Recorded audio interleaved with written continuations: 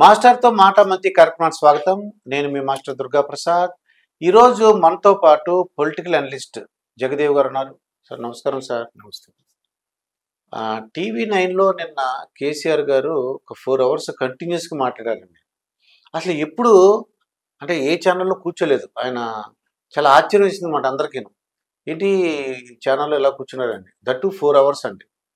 ఇది ఎలా చూద్దాం అంటారు? అంటే ఆయన చెప్పడంలోనే స్టార్టింగ్ అదే చెప్పారు. అంటే మొత్తం సారాంశం నాకేం అర్థమైందంటే, కేసీఆర్ యొక్క ఉనికిని తెలంగాణ సమాజంలో, తెలంగాణ రాష్ట్రంలో తుడిచేయాలని చూస్తున్నారు. అది అయ్యే పని కాదు అని చెప్పి ఆయన కొద్దిగా హెచ్చరికల్లాగానే సవాల్ విసిరినట్టుగా అనిపించింది. అదీ కాక అతను ఎన్నికల్లో పరాభవం అంటే ప్రభుత్వాన్ని స్థాపించలేకపోయారు. అంత ఘోర పరాభవం ఏం కాదు, కానీ 39 సీట్లు అంటే it's not a joke. But తర్వాత ఇప్పుడు అందరూ అటు షిఫ్ట్ అవుతున్నారు, కాంగ్రెస్ పక్కన పెడితే. మొత్తానికి ముఖ్యమంత్రిగా పరాభవం అయిన తర్వాత అనుకోకుండా అతను జారి పడిపోవడము, తుంటికి ఆపరేషన్ అవ్వడము, ఇవన్నీ చూస్తే ఆయన ఎందుకో కొద్ది రోజులుగా వార్తల్లో లేనట్టు అనిపించింది చాలా మందికి. అందుకు మూలంగానే ఆ తర్వాత కవిత గారు అరెస్ట్ అవ్వడము, ఎన్నికల్లో ఓడిపోయిన తర్వాత ఒక్కొక్కటిగా ఇష్యూస్ బయటికి రావడం. అంటే ల్యాండ్ క్రూయిజర్లు కొన్నారు, నెక్స్ట్ ప్రభుత్వం వాళ్ళదే వచ్చేస్తుందేమో అనుకొని, తర్వాత గ్రూప్ 2 సంబంధించిన ఏవో కొన్ని అవకతవకలు, తర్వాత మేడిగడ్డ లాంటి కొన్ని ఇష్యూస్, ఆ తర్వాత ఆంధ్రప్రదేశ్ ముఖ్యమంత్రితో పాటు ఈయన కొన్ని టైఅప్లు ఉన్నాయి, వీళ్ళు మిత్రులు అన్నట్టుగా రకరకాలుగా ఫోన్ ట్యాపింగ్ అండి అదే వస్తున్నాను.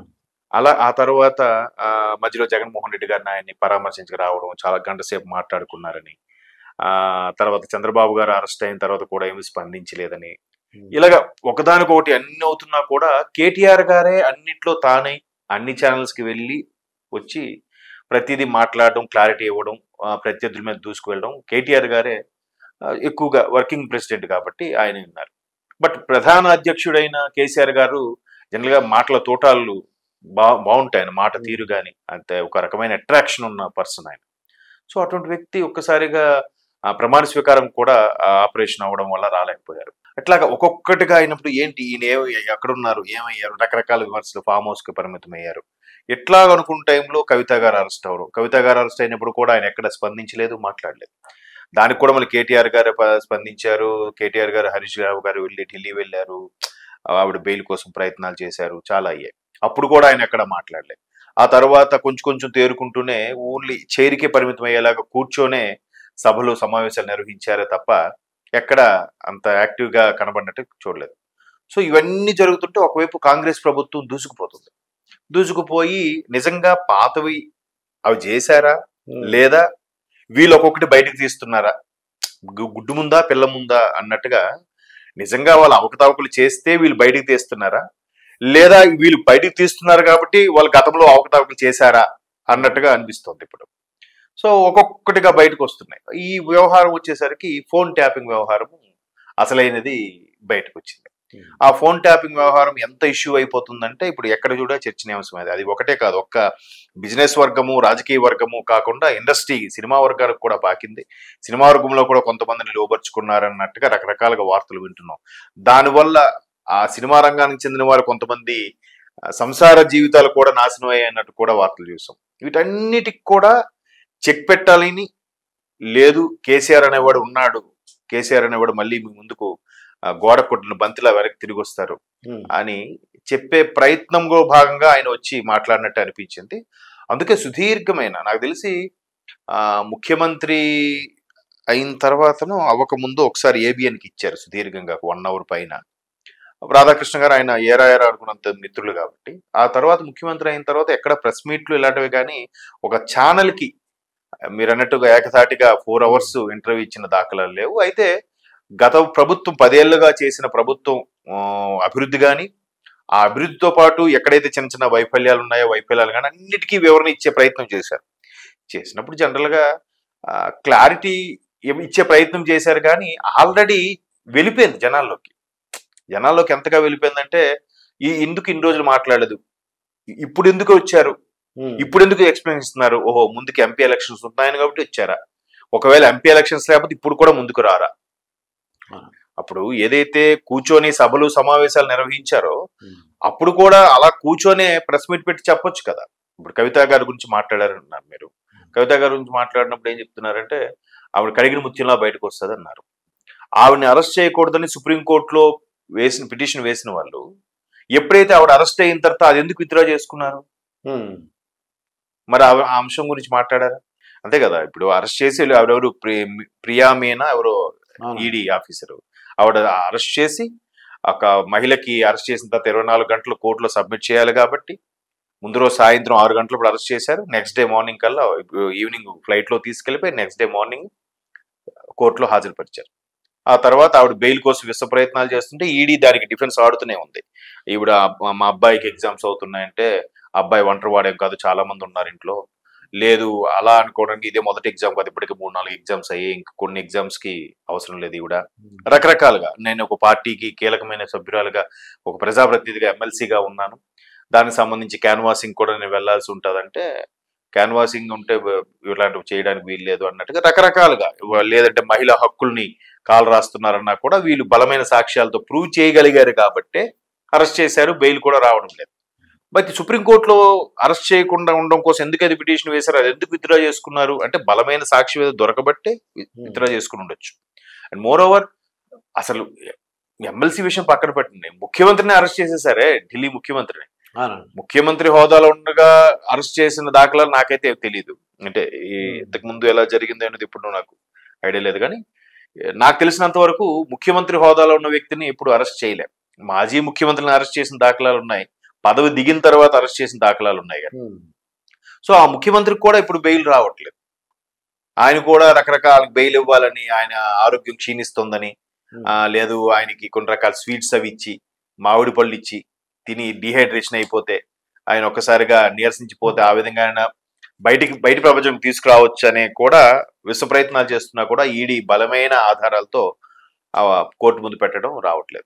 సో ఇలాంటివన్నిటిని కూడా తర్వాత మేడిగడ్డ అంశం మీద కూడా కేసీఆర్ గారు వివరణ ఇచ్చారు. ఎట్లా అంటే చాలా వరకు ఆ ఎత్తిపోతల పథకం ఏదైతుందో డ్రిప్పింగ్ ఇరిగేషన్ టైపు అన్ని కూడా బాగా అయ్యాయి. కాళేశ్వరం దానికి ఎన్నో సుమారుగా 60,000 కోట్లు అంటున్నారు, 1,00,000 కోట్లు అంటున్నారు, తెలియదు. అంత అయినా కూడా అందులో ప్రతిపక్షాల విమర్శ ఏంటంటే అంత అయ్యేది కాదు, దాన్ని బూచిగా చూపించి తన వాళ్ళకి లబ్ధి చేకూరేలా చేశారు అనేది కూడా ఒక అభియోగం ఉంది. దానికి ఇప్పుడు కూడా ఎక్కడైతే కుంగిందో ఆ కుంగింది కూడా జనరల్ గా అన్ని అయినప్పుడు జరుగుతూ ఉంటాయి. దానికి ఇప్పుడు మంది 100 కోట్లు పెట్టి మేము చేపిస్తాం. ఇప్పుడు ఆయన కూడా కాంగ్రెస్ ప్రభుత్వం చేయించకపోయినా వీళ్ళు చేపిస్తారన్నట్టుగా చెప్తున్నారు. చూద్దాం మరి అది ఎన్నికల వరకు, ఎన్నికల తర్వాత వరకు తెలియదు.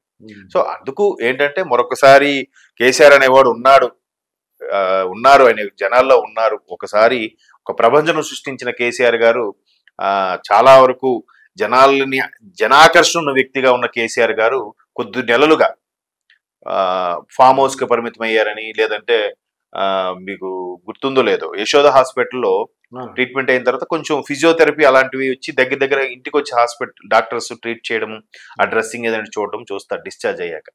అటువంటి నేపథ్యంలో ఆయన ప్రగతి భవన్ ఖాళీ చేయాల్సి వచ్చినప్పుడు ఆయనకి ఫామ్ హౌసే తప్ప సిటీలో ఇల్లు కూడా లేదంట.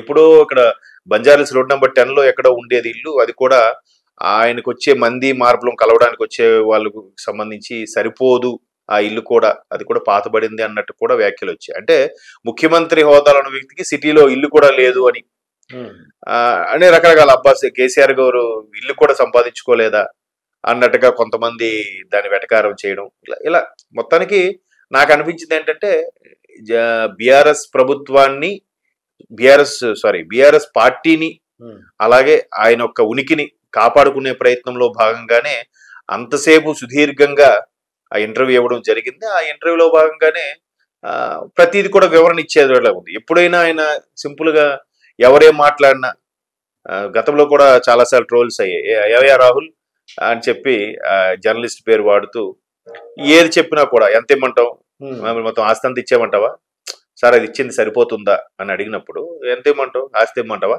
ఇట్లా అనడం అంటే కొంచెం దర్పం ప్రదర్శించారు అనే కూడా కొంతమంది వ్యాఖ్యలు చేశారు. ప్రస్తుతం మీడియా మిత్రులు కూడా చాలా మంది ఆ సందర్భంగా చాలా ట్రోల్స్ చేయడం కూడా జరిగింది.